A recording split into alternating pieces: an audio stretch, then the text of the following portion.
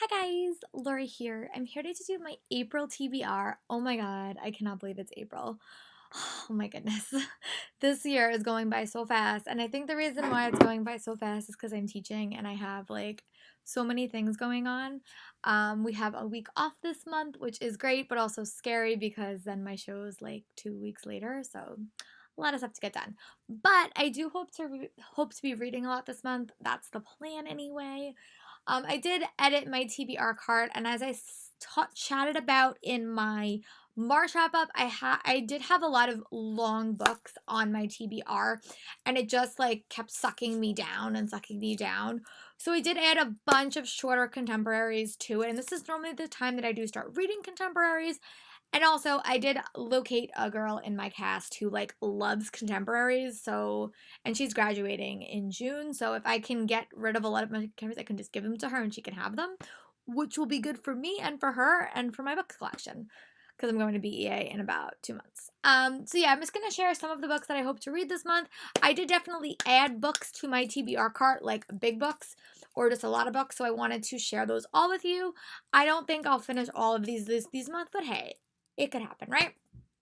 Some of these books are also carryover, and also at the I am not quite sure what the books for the Time Warp YA book club will be quite yet. I'm just filming this a little bit earlier, but I'll definitely chat about that in my April wrap up. So a couple of books that are not like contemporary themed. Is Evermore by Sarah Holland. This is the sequel and the final book to Everless. I really like this one. I read this 2 years ago. I read it really early because I got an arc of it.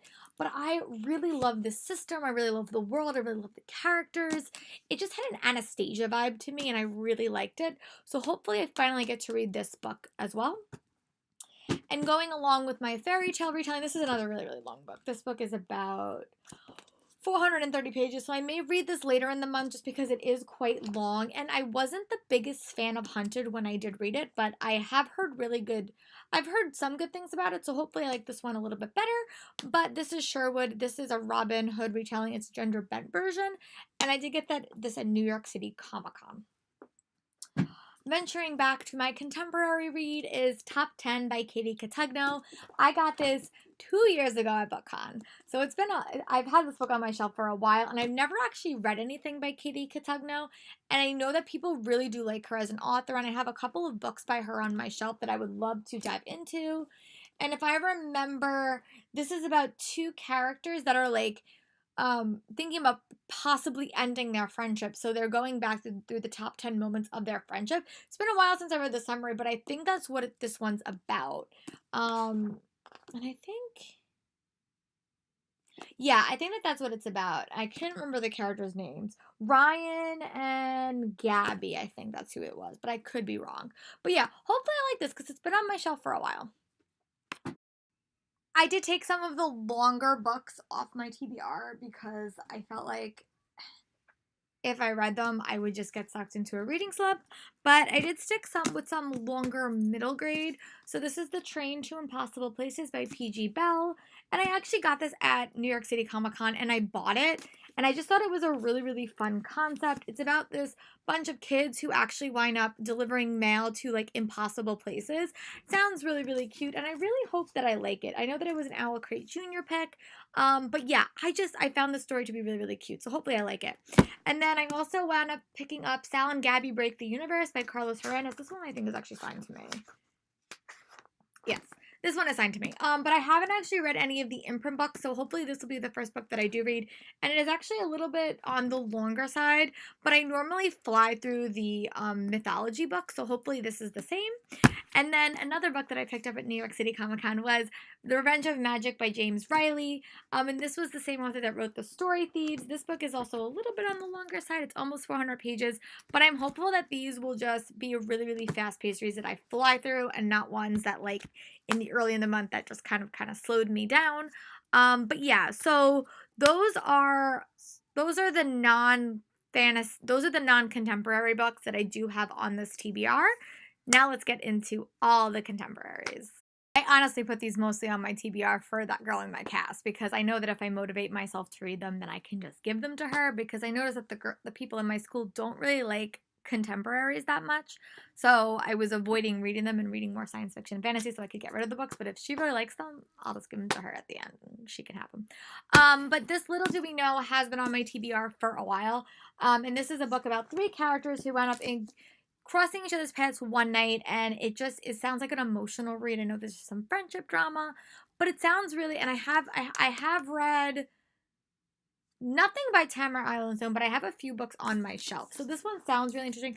Again, it is a little bit on the longer side, which I'm a little bit hesitant to be right now, but hopefully it is an emotional read that will just compel me to read faster. And another book is Hot Dog Girl by Jennifer Dugan. And this book takes place over the summer. This actually does come out in April as well, but it takes place as like a Magic Castle playground, and there's probably some romance. I know that they have to try to save this place before it shuts down forever. And I love that trope in books. It's always so fun, and hilarity and shenanigans also ensue. And also, I did wind up getting an arc of Fame, Fate, and the First Kiss by Casey West. I have heard really mixed things about this book. I've heard some people have really loved it and some people have really not liked it. And I tend to be kind of like even keel with it. I kind of like normally enjoy contemporaries. But I know it's about a girl who winds up getting her lead part in like a movie or a TV show. And then there's two love interests that wind up catching her eye, and her dad hires a tutor. That's all that I know. I know Super Space Chick wasn't the biggest fan, but I know my friend Justin really liked it, so we will see where I fall at the end of the month. I also have two arcs that I want to share with you, and one is Waiting for Tom Hanks, and this book comes out in June, and it's basically about this girl named Annie who winds up working as a production assistant on a movie, and she winds up waiting for her own boy, but the boy that winds up catching her eye is not the one that she expects.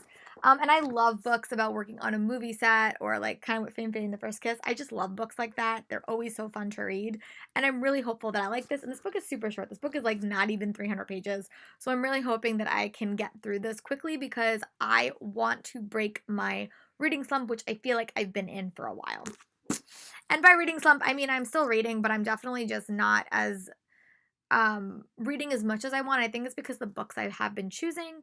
Another arc that is also romance themed is Night Music by Jenna Marie Thorne, and I did hear about this on Novel Inc.'s channel. I know she really liked it, and I have quite a few kids that are considering going to music conservatories next year, so I think that this would be a good book for them to read when I'm done with it. But yeah, I really hope that I like it.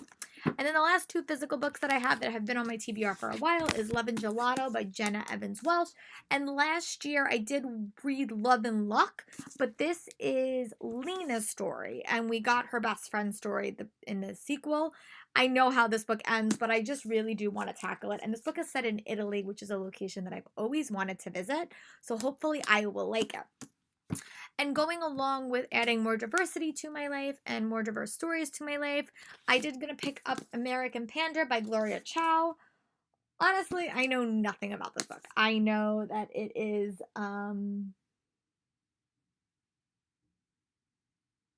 I think that it's basically her dealing with like conflicting with her parents' beliefs about what she wants to do, which sounds really interesting. I know Alexa Love's book has talked about she really liked it, so I'm trying to expand my reading diversity, and this is just a book that I've decided to add to my TBR.